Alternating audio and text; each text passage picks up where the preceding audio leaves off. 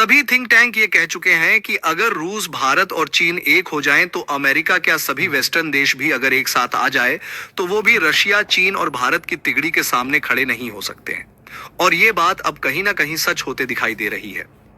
International monetary fund यानी कि IMF ने इसकी भनक भी दे दी है। दरअसल अमेरिका का एक बहुत ही बड़ा एक्सक्लूसिव ग्रुप है जिसमें America, Australia, south Korea, New Zealand, Israel और भारत को भी शामिल नहीं करता है। और इस ग्रुप का नाम है G7। G7 में अमेरिका के साथ साथ अमेरिका के सबसे करीबी अलाइज है। पहला तो हो गया अमेरिका, उसके बाद Canada, France, Germany, Italy, Japan और यूनाइटेड किंगडम यानी कि ब्रिटेन आते हैं। ये तो G7 ग्रुप है।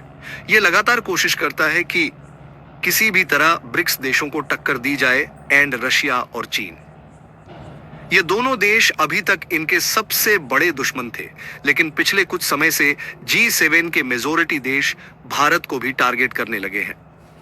पहले तो ये सारे देश रिलीजियस फ्रीडम और कश्मीर के मसले के ऊपर भारत को टारगेट करते थे, लेकिन अब G7 के देश जिसमें अमेरिका, कनाडा और ब्रिटेन सबसे मुख्य है, ये भारत को खालिस्तान मसले के ऊपर भी टारगेट कर रहे हैं। कहने का मतलब है कि अब सिर्फ रशिया, चाइना ही नहीं, ये देश धीरे धीरे भारत को भी अपना निशाना बना रहे हैं। ऐसे में कई सारे थिंक टैंक्स हैं दोबारा से आशंका जताई है कि अगर अमेरिका और उसके एलाइज इसी तरह से भारत को टारगेट करते रहे तो भारत रशिया, चाइना की तरफ और भी ज्यादा बैंड हो जाएगा। और ये चीज अब होते भी दिखाई दे रही है। रिसेंटली भारत और चीन ने अपने सीमा विवादों को सुलझा दिया था और अब रशिया, चीन और भारत इन तीनों को लेकर एक बड़ी गुड न्यूज आ रही है। एक्चुअली तीनों देशों को मिलाकर BRICS कहा जाता है और IMF ने बताया कि GDP ग्रोथ रेट के मामले में BRICS ने G7 देशों को काफी पीछे छोड़ दिया है। G7 देशों की बात करें तो IMF के डेटा के मुताबिक साल 2014 के लिए अमेरिका की प्रोजेक्टेड ग्रोथ रेट है 2.8%, कनाडा की 1.3%, फ्रांस की 1.1%, जर्मनी की 0%, इटली की 0%, 0.7% है, जापान की 0.3% है, जबकि ब्रिटेन की है 1.1%। अभी सबका टोटल बनता है 5.3% है। इनका टोटल G7 कंट्रीज इस साल मात्र 5.3% की ग्रोथ रेट करने वाली है और ये वाकई में काफी शॉकिंग है।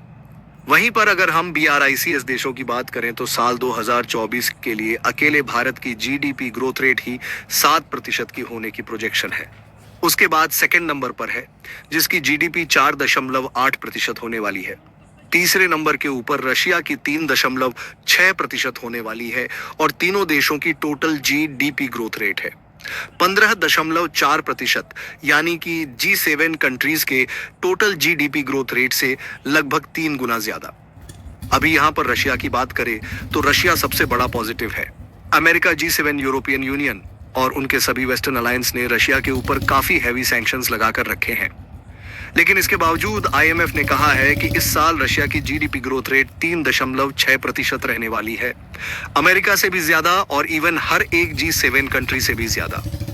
रूस, चीन और भारत का BRICS संगठन बस G7 से एक ही मामले में पीछे है, वह है GDP के साइज के मामले में G7 देशों का GDP 2024 में लगभग 50 ट्रिलियन अमेरिकी डॉलर तक पहुंचने का अनुमान है।